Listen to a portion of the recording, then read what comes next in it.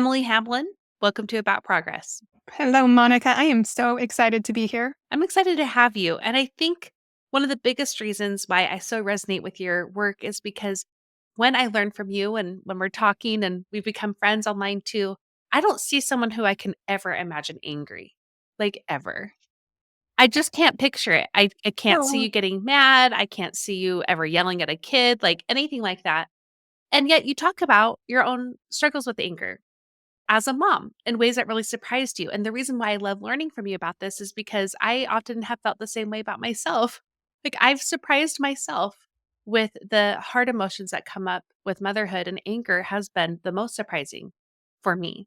yeah. So, we're going to lean into this whole topic for the women here who are listening, but I wanted to start with your own experience. What has been your experience as a mom and an angry mom at that? I feel so flattered that you think I could never be angry, and my children and my husband would surely disagree with you on that one. And what's interesting, though, you say this, and it's probably true. My roommates, my friends growing up, none of them would have described me as angry. There were plenty of other unpleasant words they might have used to describe me, but angry was have never been one of those words.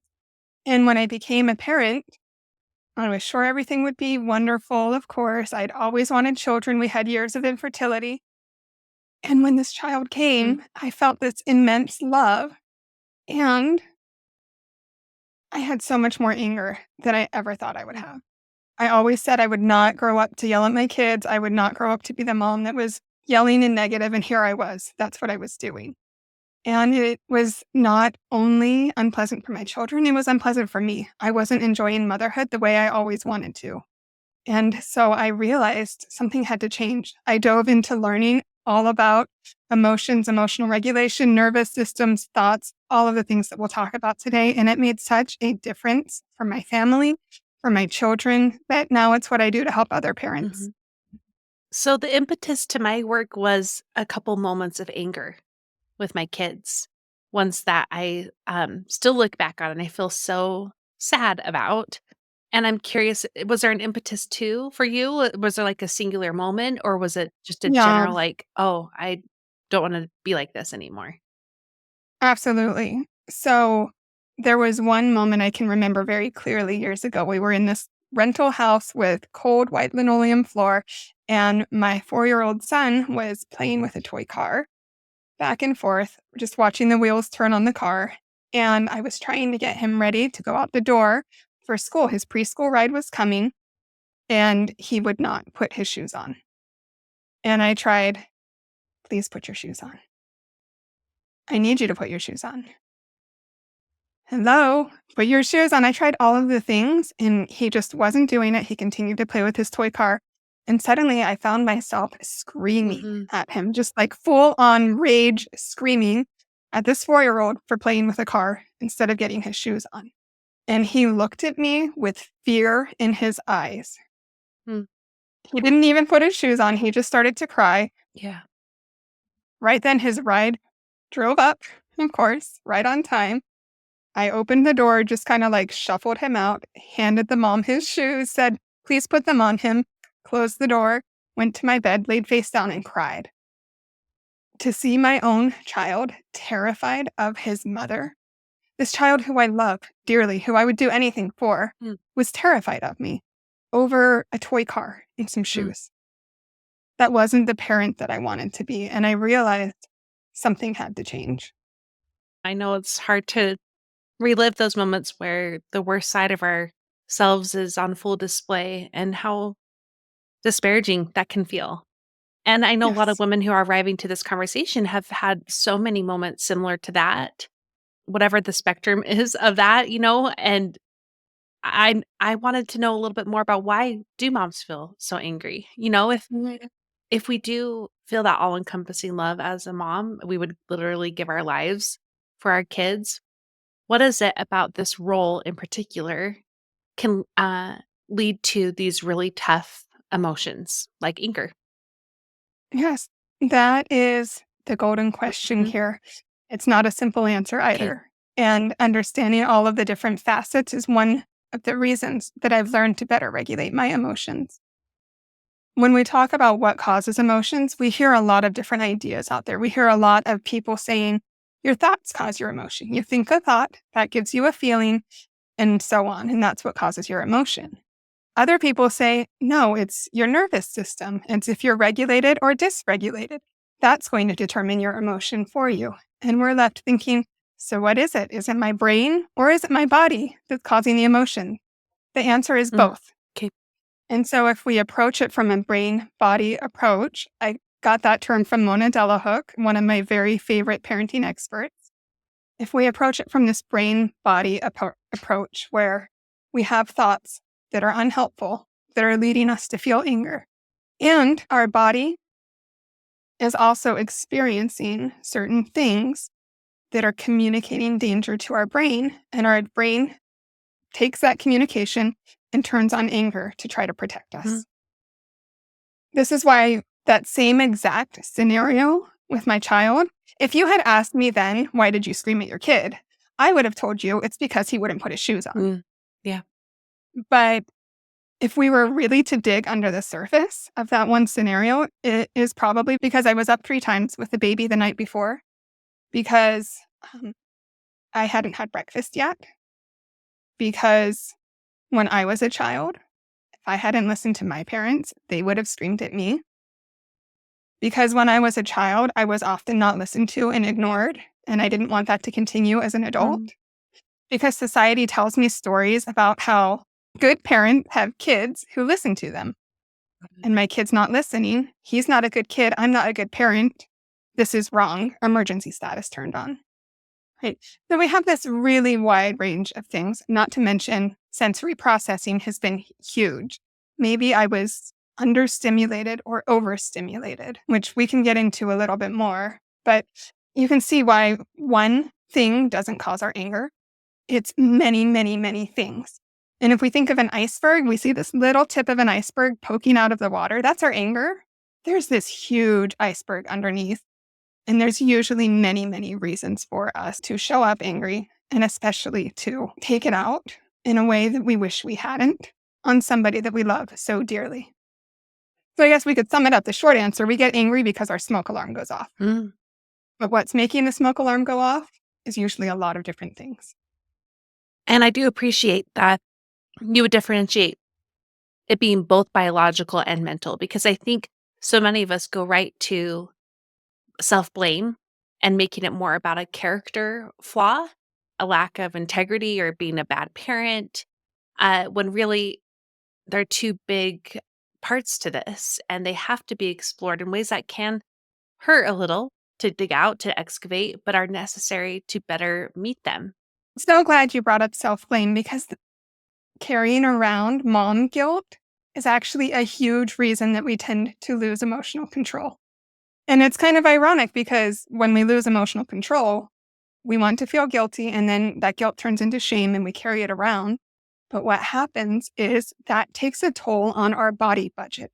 It literally dysregulates our nervous system to feel intense shame and to carry it around and to constantly tell ourselves how horrible we are, what a bad mom we are, that we did a horrible job with our child, that we don't know how to parent. When we're thinking those things and carrying them around and we're extremely negative with ourselves, it increases the likelihood that we're going to lose emotional control next Mm. time.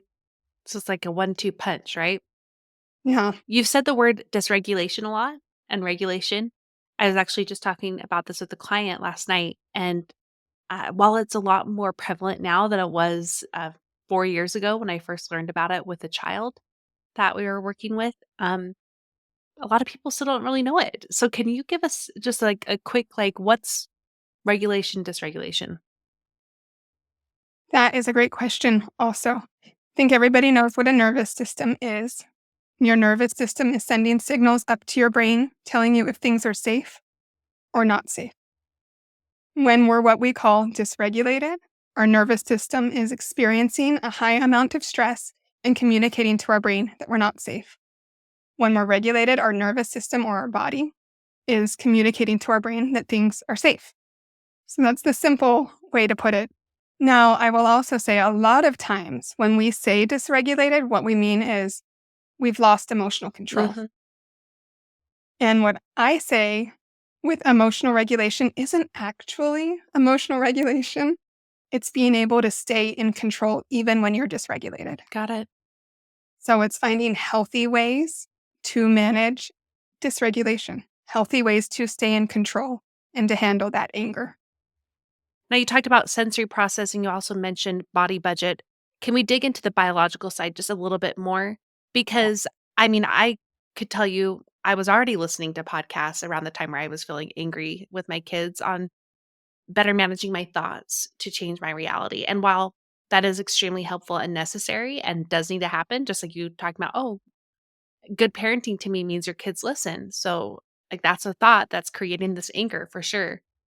I think it is very easy to overlook the biological component. And I think that can help women kind of get some light bulb moments here about what is another factor about how they can explode into that fight or flight response of anger, in addition to the thoughts that they can work on. So tell us more about those things you brought up with the biological side. Absolutely. So, whenever we're speaking about losing our emotional control, it's because our brain has gone into fight, flight, or freeze. We have an upstairs brain, which is our logical brain. It's located here, our prefrontal cortex. I feel like a lot of people know this. Now, this is where we have rational thought. This is where our thinking occurs. We also have this downstairs brain over here. It's often called the amygdala. There's other parts to it, but it's this survival brain where there's very minimal thinking. It's just reactions.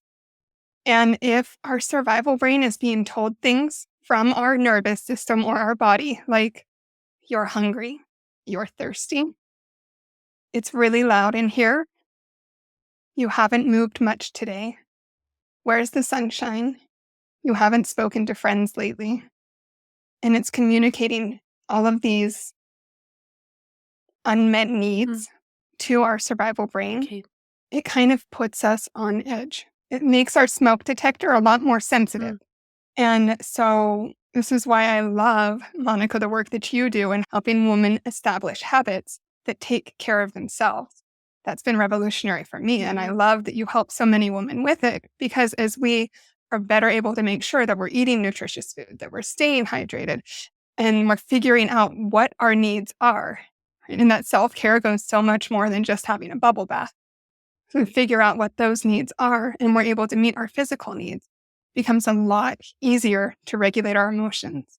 And there are times when our needs changed. Before we were recording, I was telling you about how I recently had a back mhm, injury. My emotional regulation for the last month has been a lot more difficult for me. I've had a lot more physical pain. And so it's been communicating to my downstairs brain, hey, danger. It's like I'm constantly being told danger. And so whenever one of my kids takes a toy from the other and hits them on the head with a book, it's so much more likely that I'm going to blow up because I'm already being told that there's some danger going on. And that's, of course, not an excuse to blow up. It's not to say that, oh, this isn't worth it. Nothing's going to help because I'm in pain. It's just helping me be aware so I can tell my body and my brain, hey, we're safe. Yes, I'm in pain and we're safe right now. And then I do all that I can in the areas that I can control to keep my body budget nice and high. Sensory has been huge. We have 8 senses, the 5 we learned in school, plus 3 hidden senses: vestibular or sense of movement, proprioception or sense of pressure, and interoception or our internal senses. Learning about those has been huge. All of us have different sensory preferences for all of those 8 senses. Some of us need more input. I really enjoy a lot of proprioceptive and vestibular input, which is why I love running and I love dancing. I love tight hugs. I also love to take off my shoes and put my feet in cool grass or in warm sand. I love all of the input for that. But for my sense of hearing, my auditory yeah, sense, I get overstimulated very quickly. And so if it's a chaotic noise, if it's loud music, I'm fine. If I'm at a loud concert, I'm fine. If my kids are fighting, I can feel myself getting dysregulated. And I feel it with my interoceptive sense or my internal sensations. I feel warning signs before I yeah. lose it. And so learning about that, coming in better, being in tune with my body has really, really helped with being able to understand what's going on and what my body needs. And it tells us a lot. It tells us a lot about our emotions as we come to learn about our unique bodies, our unique sensory preferences, our unique needs. Then we can meet those needs better, keep our body budgets as high as we can so that when things happen that deplete our body budget, hopefully it's not empty and we still have some to give. So, if I'm hearing this right, a body budget is almost a form of energy. It's a form of being able to feel like yourself, show up as yourself, and it gets depleted with different sensory things going on around you, whether you need more sensory input to have that body budget be high or you need less of it in order for it to remain high, but that sensory input is withdrawing it just like money from a bank, right? Like it's withdrawing those little Yes. bits of yourself or your energy. That's how I'm hearing this. Is there another way that we can look at body budget Yes, and it doesn't have to just be sensory, it can be thoughts. and Thoughts can thoughts? add your body budget and they can detract from it. Okay. It's also been called a window of tolerance. Mm, There are certain things that will make our window of tolerance or how much we can handle before we go into that survival brain. There's certain things that make that window of tolerance bigger and certain things that will make the window of tolerance smaller. mhm. And this is how much dysregulation can my nervous system handle before I go into survival mode. And when we hit survival mode, that's usually when we're yelling, screaming, or maybe we're holding it together on the outside, but inside we're seething and we're feeling bitter and we're feeling resentful. Yeah. I've seen really angry people withdraw, get very Yes, shutting quiet, yeah, down. leaving, but, Mhm. people feel it. That's the magic of being human Yeah. is we know this as kids, we know this as adults, we know when people are angry.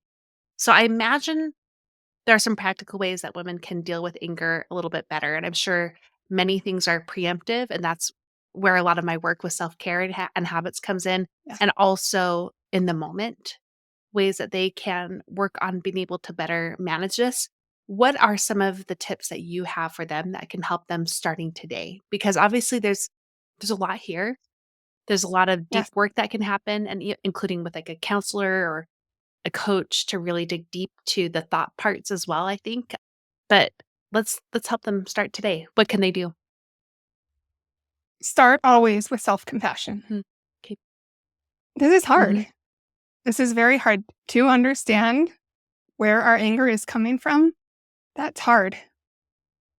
It's really hard when we love our children so much and we're feeling so much anger towards Yeah. them. That's a hard thing to handle. We're not choosing it consciously. It's not our fault. It is something that we can handle. It's something that we can work on, and it's something that we can make progress towards learning and growing. So start always with self compassion. Start with trying to understand what your triggers are and then dig deep. Okay, I was triggered when my kid went and ate candy before dinner. I felt angry. Okay, why? You can say, what thought was I thinking? What was going on in my body? What was going on for me for the previous 24, 48 hours? Is there something from childhood that would have gone on in a similar situation? And look at the big picture and the short term picture. What all went into feeling so angry at that one moment? And, everybody wants the in the moment. How can I not be angry in that moment? But most of it actually happens out of the Okay. moment. Most of us have trends. Mhm. Most of us have if we look at the times we feel intense anger, especially the times when we're dysregulated in that survival brain, we're feeling fight, flight, freeze, or fawn. There's usually almost always a pattern if we can step back and realize it. And so, looking for the times when we tend to become angry, we can find common themes and we can work on those common themes. Specific examples work great. Now, when we're out of that moment, there's a lot we can do to understand those triggers, of course. Keeping that body budget high, the self care that you teach, and I love that you do teach, is super important. In that moment, we have two options. We can decide to use our brain or our body. In other words, we can try to calm down our nervous system. 'Kay. Finding really quick tools to calm my nervous system has been my favorite. We know of box breathing where you inhale for I just recommend everybody tries for a count that they Yeah. like. Everyone's going to tell you a different count. Inhale for 4 counts, 8 counts, whatever feels good to you. Hold your breath for 4 to 8 counts. Breathe out for 4, 8, or 12 counts. For me, I like 8, 8, and 12. Other people might like it to be a bit shorter. That really helps me. Naming your emotion is huge. I know it sounds so simple, but the science behind it is fascinating. They were showing children flashcards of different um, of faces expressing different emotions, such as happiness, sadness, anger, etc. And whenever they would show an angry card to children, they had their brains hooked up to some sort of device to measure what was going on. When they would flash anger to them, the child's brain would light up with in the anger region. Mm. Just seeing a card Okay. of someone being angry. If the child said the word anger or angry or mad, it deactivated the anger center in their brain. Just being able to name that emotion deactivated it. Wow. It is fascinating and it seems so simple, Mhm. but it really does help. And whenever we are experiencing an intense emotion, we are in the right side of our brain. The right side of our brain is where we experience emotion. It's the part of our brain that processes emotion. The left side of the brain is kind of unused at that point in time Mm. The thinking as side? we're More of the is it like a left side processing? is logical. It's Got logical it. and like lists and numbers and words and Mm. language. It's the logical side. So we're over here feeling really angry in our right side, and our left side's kind of just not activated Yep. much. But when we say what we're feeling, it activates that left Hmm. side. And that interoception for me has been huge. I'm feeling angry. I'm feeling it in my chest. It feels bright red. It feels hot. It feels heavy. It feels like it's squeezing. Now I've brought in the left side of my brain and I'm using a whole brain in the same exact situation. So we can calm our body. We can just name it. We can express what's going on in our body. And we can have some thoughts that might be helpful in that situation. It's pretty hard to think of them in the moment. And so that's where a lot of that pre work could be helpful. Mhm. If I tend to become angry when my children are running late for school, which happened about 2 weeks ago, we were running late and my 3-year-old decided now was the time to play hide and seek and ran up the stairs and bolted into a room and said, "Mom, come find me." And I have an injured back and the stairs hurt me. Oh, yeah. And so I became yelling mom at that point in time. I just lost it.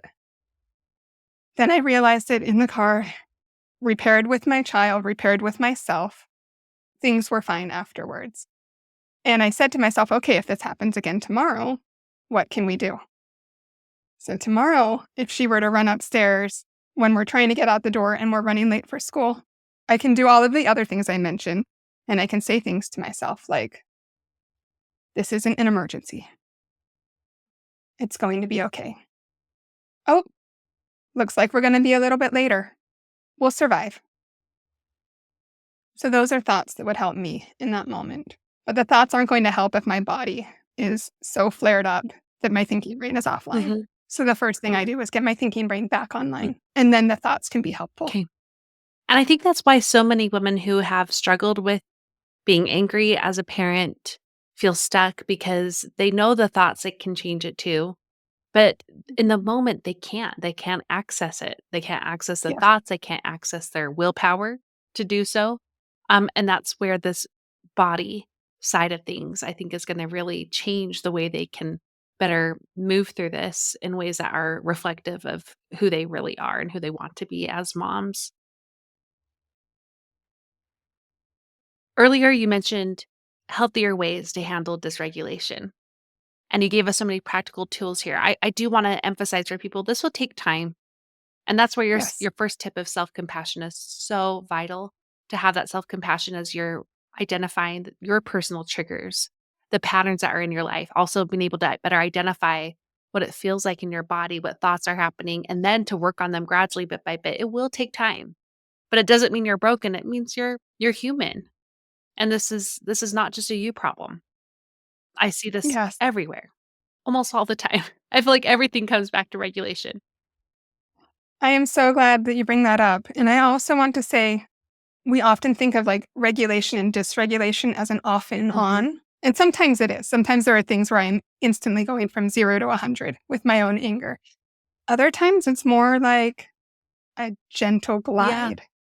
And so when we can start to feel and start to explore with ourselves and learn where the glide is becoming too Okay. much, that's when we can step in and take action. My kid that wouldn't put their shoes on, had I been more in tune with myself back then, I would have noticed I'm starting to get dysregulated. Maybe the third time I asked them to put on their Okay. shoes.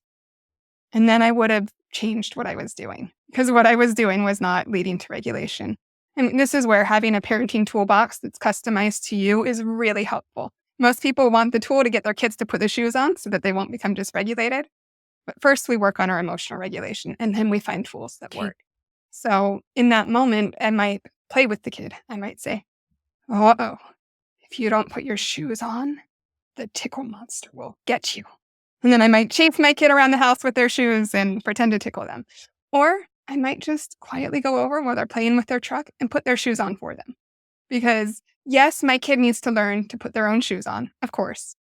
And today might not be the day for that. Today might be the day that I put their shoes on so that I don't scream at them, Mhm. because to me, that's more important. Mm. I'm sorry you've been facing some back problems, and I'm sure that's been really disruptive. And the story even about your daughter recently, it's nice to see that sometimes it comes and goes, our ability to show up and to use these tools.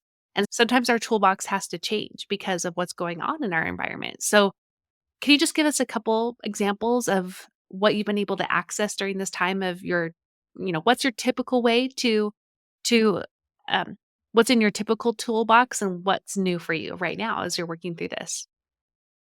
Thank you for asking. So, one huge part of my typical toolbox to regulate my emotions or to stay in control whenever I am dysregulated is exercise, lifting weights, dancing, running, jumping, climbing. I love intense exercise. That was taken away. I couldn't walk around the block Mm, for 2 weeks without pain. mm, It was suddenly gone. I love to play with my kids. I love to roughhouse with them a little bit, tie them up like a burrito in a blanket, play tug of war. That was suddenly gone. So those are really powerful things. Again, understanding my own needs. Those were powerful things for me to help keep my nervous system nice and healthy, to be able to go from a dysregulated to a regulated state without losing control.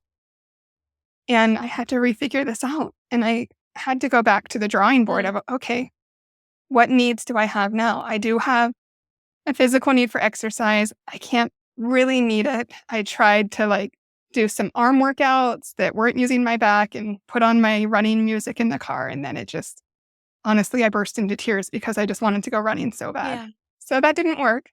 A lot of it was feeling the grief that I had. It's not permanent. It was just a few weeks, but feeling that grief of having my life suddenly changed because of a very simple back injury that had very intense consequences.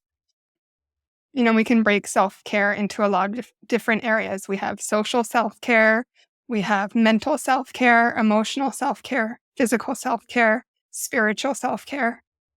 So I revisited a lot of the Mm, areas and I kind of asked myself, okay, what can I do? I know what I can't do. That's pretty obvious. Let's fill it with things that now I can do. One thing was I really amped up my nutrition. That was actually my self care.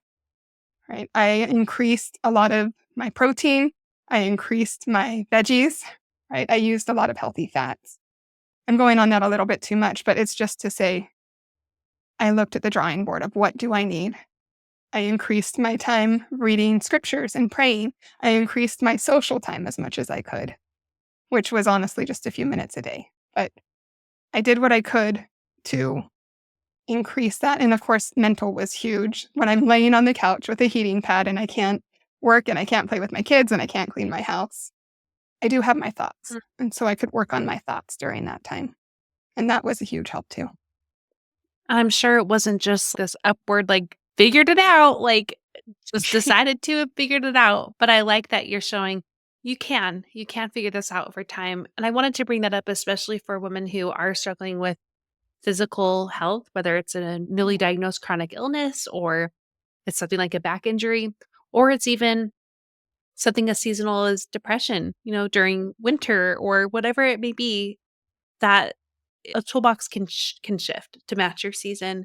And no matter Yes. what, as you're trying, then you're doing, especially when this where this concerns. This has been phenomenal, Emily. I want to know where we can send people who would love to learn more from you. So where should they go? I would love for them to come visit my website, emily-hamblin.com. That little hyphen is really important Okay. there. So emily-hamblin.com. And there they can find a link to my free gift. I have some conversation cards for kids if they're struggling with conflict management. Just some conversation starters to chat with your kids about that. They can find the link to my podcast, Enlightening Motherhood, and all the things, all the programs that I offer. Okay, we will link to those things. And what is one thing women can do to take action on what they learned today? I'm going to combine two here. I'm so naughty.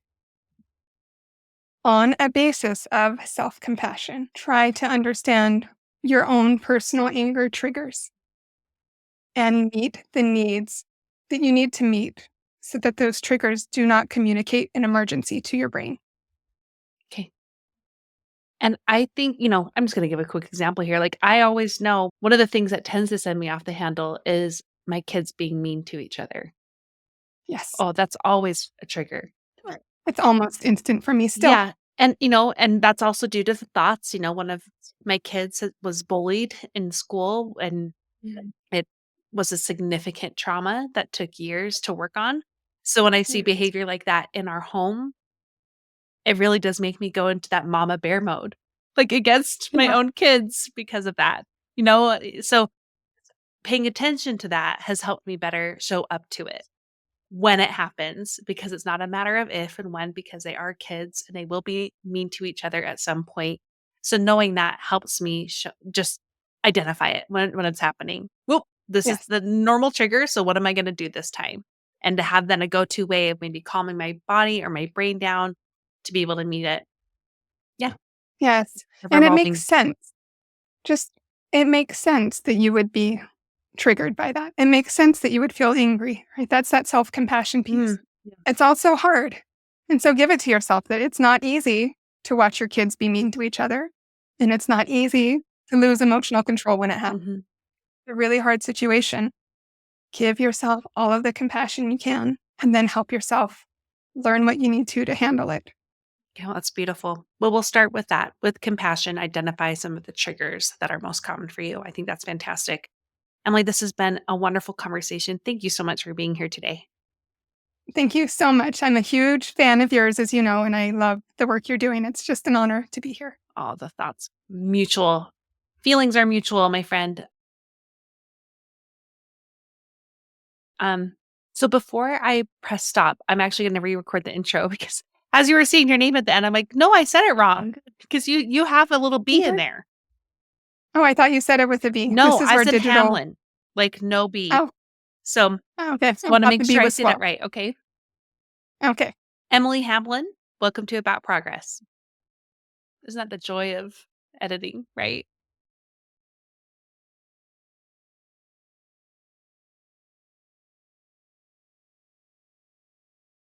So, Emily, I'm going to actually ask you a question now that is, it's like I want a brief answer, but I'm going to bloop this back in earlier because I meant to ask this earlier. Okay. Is that okay? And then we'll come Okay. back to where we Yep. just were.